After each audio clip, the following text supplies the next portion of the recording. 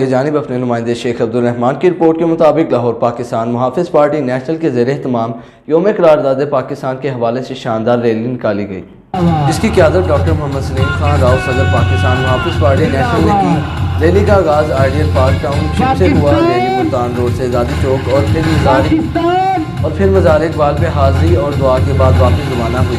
Rally سے خطاب کرتے ہوئے ڈاکٹر محمد سلیم خان نے کہا ہے کہ پاکستان محافظ پارٹی نیشنل کلمے کی زمین پر کلمے کا نظام لائے گی۔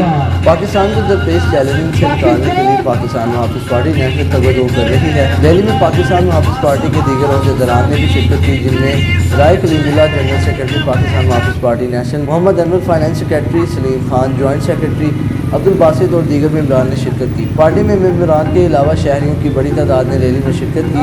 ریلی کے شرکا کا ایک ہی نعرہ تھا، پاکستان کا مطلب کیا، لا الہ الا اللہ۔ ریلی کے شرکا کا جوش و جذبہ دینی تھا۔ ریلی کے شرکا نے اس عزم کا اعادہ کیا کہ کلمے کی زمین پر کلمے کا نظام لانے کے لیے ہر ممکن کوشش کی جائے گی۔